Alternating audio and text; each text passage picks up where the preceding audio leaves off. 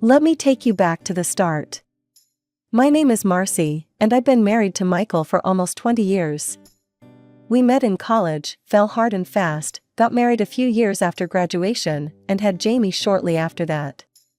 We were the typical suburban family. Michael worked in sales, I managed a local grocery store, and weekends were for soccer games and family barbecues.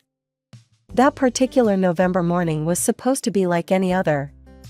I dropped Jamie off at school. He was in his sophomore year and already talking about colleges, scholarships, the whole deal. I was heading to work, but first decided to check our bank accounts. We'd been saving for Jamie's college in a separate account, something we both promised to contribute to regularly.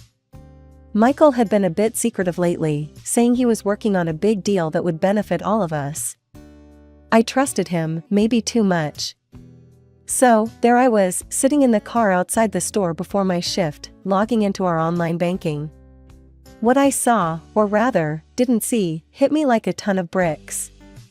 The balance was zero. Not low, zero. Panic set in first, then confusion. I dialed Michael immediately.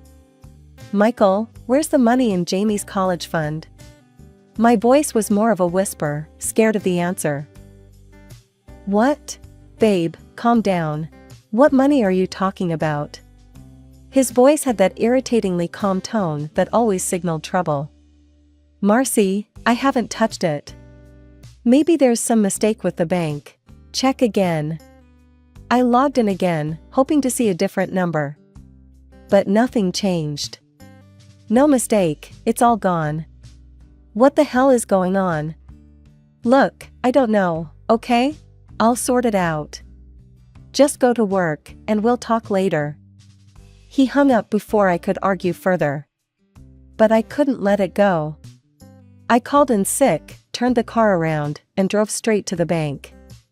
The manager, a nice woman named Janice who knew us personally, pulled up the records. The color drained from her face as she turned the screen toward me. There have been transfers, large ones, to various accounts over the past few years. All authorized by Michael. I stormed out of the bank, drove home, and waited for Michael. When he walked through the door, the look on his face told me he knew he was caught. Marcy, before you say anything. Save it, Michael. Years? You've been stealing from our son for years? My voice was loud enough to shake the pictures on the walls. Stealing? No, I was investing it. In a business, for us. It was supposed to be a surprise. A surprise? You surprise someone with a birthday party, not by draining our son's future. How could you do this to us? I was yelling now, each word sharp and bitter. He started to say something, but stopped when he saw the look on my face. He knew this was different, this was serious. I need to think. I can't even look at you right now.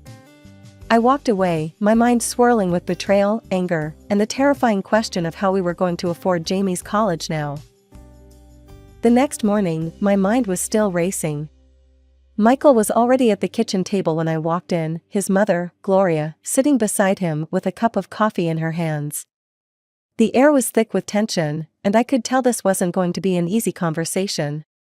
Michael, I want every penny put back into Jamie's account today, I said, my voice steady but firm. Gloria scoffed, rolling her eyes. Oh, please, Marcy, don't be so dramatic. Michael was only trying to help the family. I turned to her, shocked by her dismissal. Dramatic? It's our son's future we're talking about, Gloria. How can you just sit there and defend him? And besides, Gloria added, it's about time Jamie learned to stand on his own 2 feet. Why should he rely on us to pay for his education? I stared at them, dumbfounded. So, you're saying our promise to our son means nothing? That we should just let him fend for himself? Gloria shook her head, look at you, making a mountain out of a molehill. I'm not going to stand here and be called hysterical for caring about our son's future, I shot back, feeling the heat rise in my cheeks. Michael sighed, rubbing his temples. Look, Marcy, I think it's best if we just cool off. We're obviously not going to agree on this. No, we're not, I agreed, my mind made up. I want a divorce, Michael. The room went silent. Even Gloria stopped her tutaying. A divorce? Over this? Marcy, you need to think about this more clearly, Michael said, his voice low. I've never been more clear about anything. You took our son's future away, and you expect me to just accept it? No, I can't and I won't. And I want the house in return for all the money you spent. That's my final decision. Michael laughed, a cruel sound that filled the room. You think you can just take everything? I'll fight you for the house. I'll fight you for every damn thing in that divorce court. I could feel Gloria's eyes on me, her disdain palpable. But I was beyond caring what she thought. Fine. Fight all you want. But I'm done here. Come on, Jamie, we're leaving. I called out to my son, who had been waiting in his room, probably overhearing everything. As Jamie and I gathered our things, Gloria's voice followed us. You're making a mistake, Marcy. You'll see. You'll come crawling back. I didn't even turn around. With every step towards the door, I felt a small piece of my old life fall away, but I also felt a strange sense of freedom. Jamie and I got into the car, and I drove us to my parents' house. We were together, and that's what mattered. A week had barely passed when Michael and his mother, Gloria, decided to storm into my parents' house like they owned the place. I was in the kitchen, helping Mom with dinner, when I heard the front door slam open. There they stood, Michael looking smug and Gloria red-faced with anger. We've hired the best lawyers, Marcy, Michael announced as if he was declaring war. And they're going to prove that my mother funded the purchase of our house. So, you might want to reconsider your demands, unless you want to lose everything. Gloria stepped forward, jabbing a finger in my direction. Yeah, and you better just forget about the money Michael took. Accept the divorce and the house split 50-50, or we'll make sure you and your son end up with nothing. Listen here, Michael, I shot back, my voice steady despite the anger boiling inside. I was the one who made the initial payment on that house. We both know that. Your mother's claim doesn't change the truth. Gloria's face turned an even brighter shade of red. Lies. My money bought that house, and we're going to prove it. When we're done with you, you'll be begging on the streets. Michael nodded, backing up his mother's venomous words. It's time you face reality, Marcy. You and your son will be out of that house before you know it. My mother, who had been silent until then, finally spoke up. You have no right to come into our home and speak to my daughter that way. Get out, now. But Gloria wasn't done. She scoffed and turned her rage towards me again. You think you're smart, huh? Well, let me tell you something, young lady. It's not just about the house. You're going to lose everything because of your stubbornness. That was when my father stepped up, his presence towering over both Michael and Gloria. I think you've said enough. Both of you, get out of my house now, or I'll throw you out myself. They hesitated, Michael's arrogance fading as he met my father's unwavering gaze. Gloria tugged at his arm, muttering something under her breath as they turned to leave. Once they were gone, the house fell silent except for the sound of my racing heart. My hands were shaking, and I could feel tears threatening to spill over. Later that same day, after dinner had been cleared and we were all trying to find some normalcy, Jamie spoke up. He had been quiet throughout the meal, lost in thought. Mom, I remembered something weird, he began, looking unsure. A couple of weeks ago, I saw Dad and Aunt Linda at the mall. They were in the jewelry store. My heart sank. Linda had been my best friend since high school. What were they doing there? I asked, though part of me wasn't sure I wanted to know the answer. They were picking out jewelry. Aunt Linda said it was a gift for you. Jamie's voice trailed off, his expression confused. A gift for me? I repeated, feeling a mix of hope and suspicion. But he never gave me any jewelry. Yeah, and that's what's weird. They were laughing and looked really close. Aunt Linda even told me to keep it a surprise. Jamie frowned, clearly troubled by the memory. My mind was racing. None of this made sense. Why would Michael buy jewelry with Linda and not give it to me?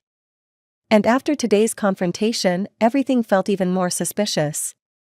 I need to get to the bottom of this, I said more to myself than to anyone else.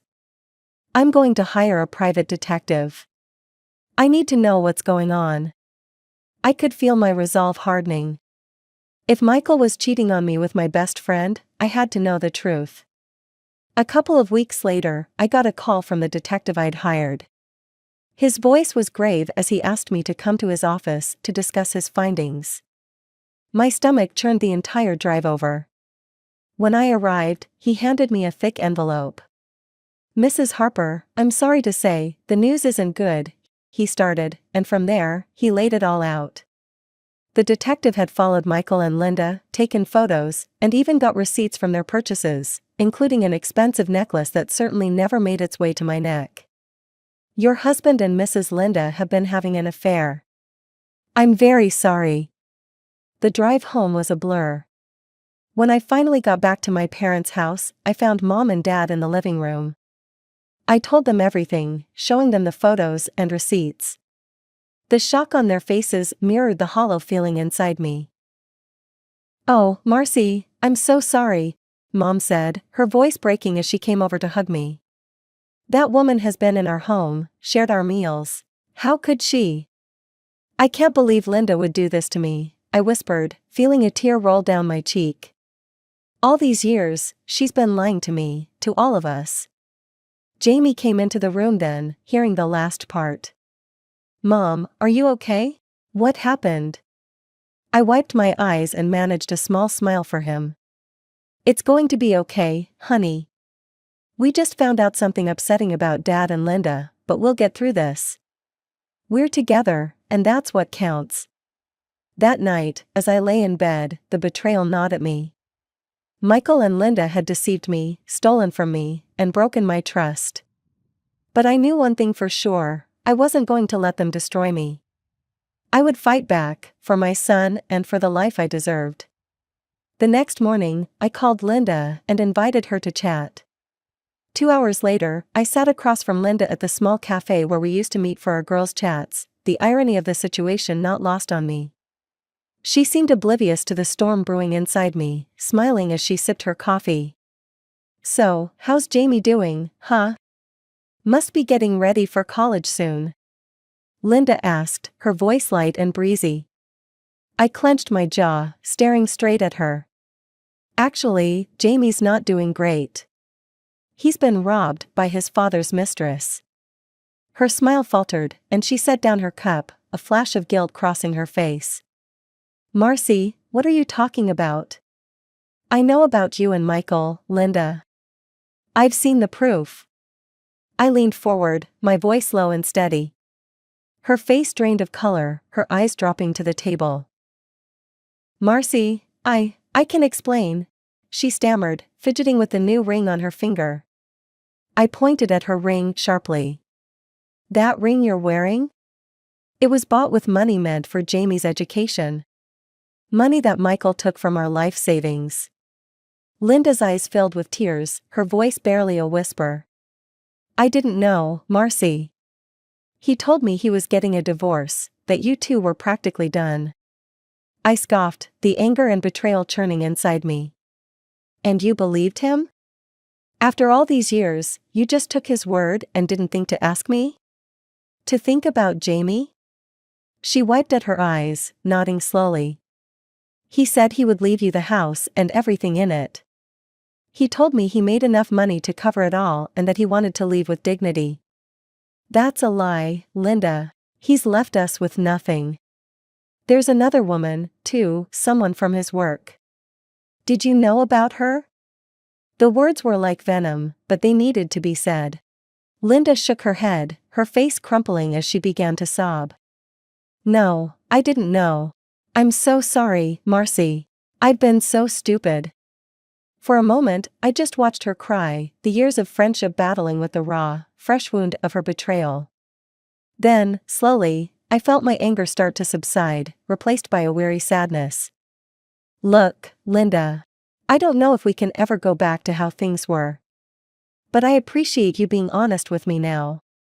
She took a deep breath, nodding as she pulled off the ring and slid it across the table. I'll give you everything back.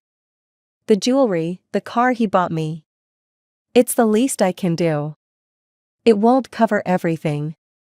The money's gone, and Jamie's future is up in the air. But it's a start. We sat in silence for a moment, the weight of everything pressing down on us. Then Linda looked up, her eyes red but resolute. Let me help, Marcy. Let's figure this out together. For what it's worth, I want to make things right. We spent the next hour talking, not about the past, but about what we could do moving forward. Linda handed me the keys to the car Michael had bought her, along with a bag containing the jewelry. I'll do whatever it takes, Marcy. I owe you that much. The morning after my heart-to-heart with Linda, my phone buzzed early. It was Linda again, sounding more urgent than ever. Marcy, you're not going to believe this. Michael's company is throwing a big bash for his promotion tonight. It's at that fancy place downtown. Everyone will be there, including all the big bosses.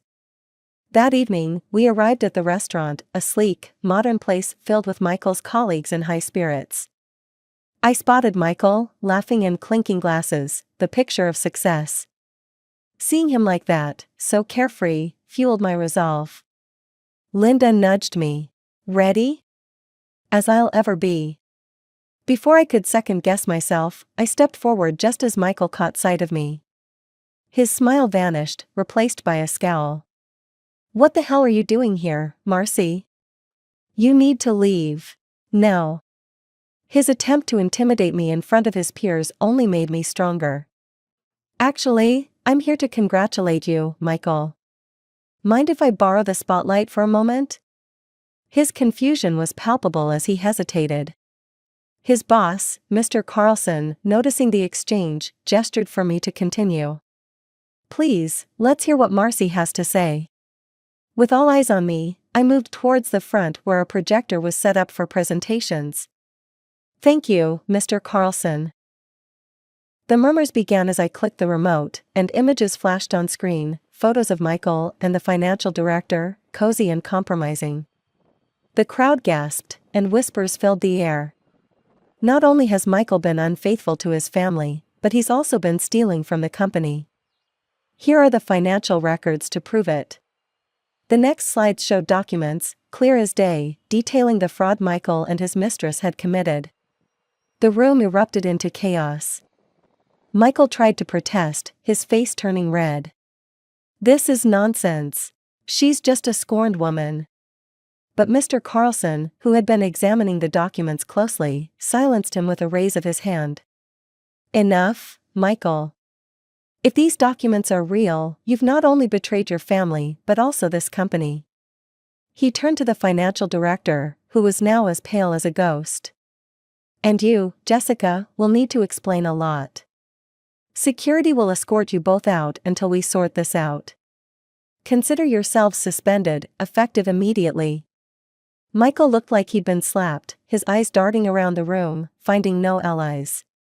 He glanced at me, fury and disbelief in his eyes. But I wasn't done yet. I trusted you, Michael. More than that, I loved you. We built a life together, a family. And you threw it all away. I hope it was worth it. With those final words, I walked away, Linda at my side, her hand squeezing mine in support. The last thing I heard was Mr. Carlson calling for calm as we exited the building.